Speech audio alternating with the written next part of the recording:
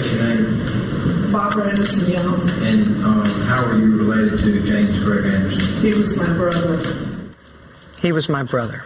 James Craig Anderson lived in Jackson, Mississippi. He worked at the Nissan plant north of town. He sang tenor in his church choir. He kept a garden. He had a partner of 17 years. Together, they were raising a young member of their extended family. Craig Anderson was loved and cherished by his family. He was stylish. He was funny. And he was just going about his life in Jackson, Mississippi. Just before dawn, on June 26, 2011, a group of white kids from the next town over drove into Jackson, and they spotted Craig Anderson in a hotel parking lot. The kids had driven into Jackson specifically to look for black people who they could harass and beat and terrorize until their victims begged for their lives. They had done this before. They had done this a lot. They'd been doing this kind of thing for months. A group of half a dozen kids, sometimes more, they'd drive from their majority white county in Mississippi into majority black Jackson, the state capital. The white kids called Jackson Jaffrica. And they basically made a sport of it. Get a group together, get drunk, drive into Jackson, specifically to find black people to attack. They threw beer bottles at people. They beat people with their fists. They used slingshots. The first kids to spot Craig Anderson that night, they kept him in that parking lot of the hotel until the rest of their friends could arrive. And then they jumped him. They beat him with their fists. They screamed at him and called him names. One of the teenagers was driving a big Ford truck, a big F-250. He gunned the engine, took aim, and he ran Craig Anderson over with his truck. The kid driving the truck then called his friends who were in a second vehicle, and he laughed and he told them that he, quote, just ran that N-word over. And then he drove off. And James Craig Anderson died. He died of his injuries in a local hospital. He was attacked by those high school kids specifically and apparently only because of his race. And the attack included running him over with the truck. And now he was dead at age 47. That was in June 2011 in a modern-day state capitol. Less than 2 years before that murder, President Obama had signed an expanded federal hate crimes bill into law. The bill was called the Shepard-Byrd Act, after Matthew Shepard and James Byrd. Matthew Shepard was killed in Wyoming in 1998. He was beaten, tortured, and tied to a fence and left to die because he was gay. James Byrd was killed in Texas that same year. He was chained to a truck bumper and dragged for 1.5 miles down a road by white supremacists. A decade after those deaths, when President Obama signed the expanded federal hate crimes law named in their honor, it was news partly because that law added sexual minorities to the list of protected classes for hate crimes. But that law also made one other really important change about prosecuting these kinds of crimes. Previously, for the federal government to get involved to help prosecute a case like this, the victim would have had to be doing something or trying to do something that had specific federal protection, something like voting or going to school. The new law closed that loophole, allowing federal prosecutors to step in when, say, a man was attacked in a hotel parking lot for no reason other than the fact that he was black. And because of that new law, because of the closing of that loophole, that killing in that hotel parking lot in Jackson in 2011, that became a federal case.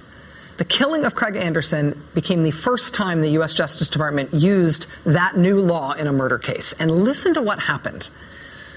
First of all, the driver of the truck that ran Craig Anderson down, the guy who said, I ran that N-word over.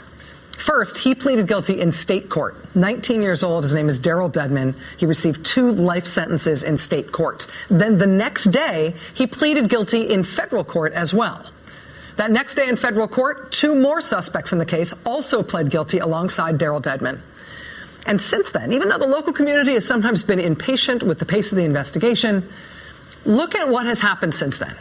Prosecutors have continued to reel in suspects in that murder of Craig Anderson and in the string of racist assaults against other black people that led up to Craig Anderson's murder.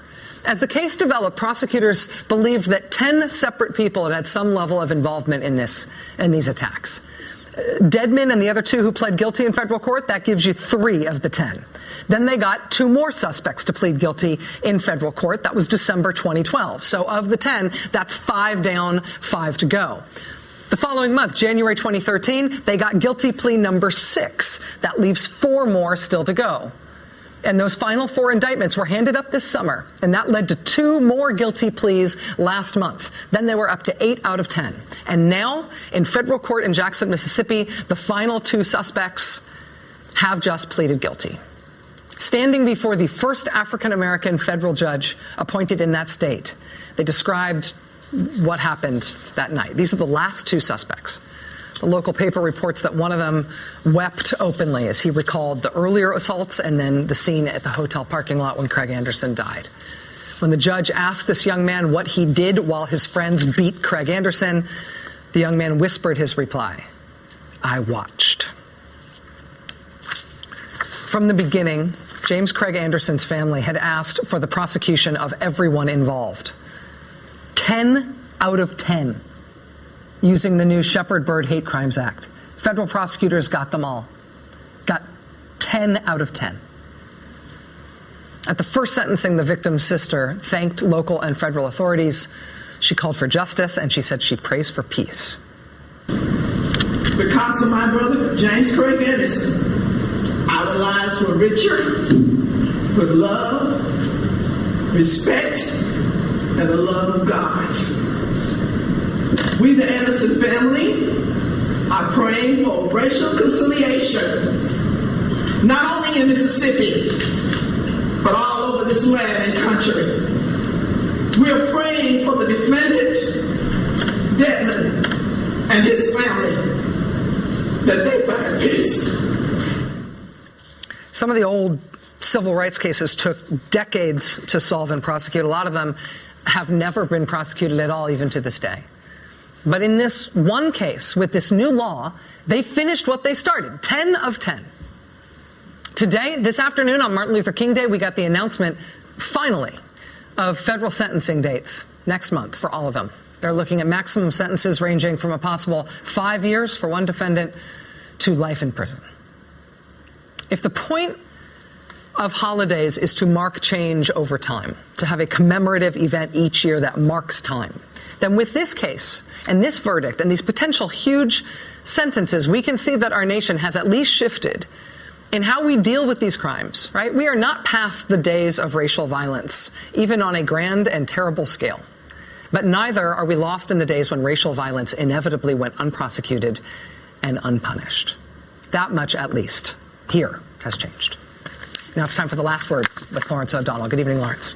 Good evening, Rachel. Thank you for that important and moving report. Thank you.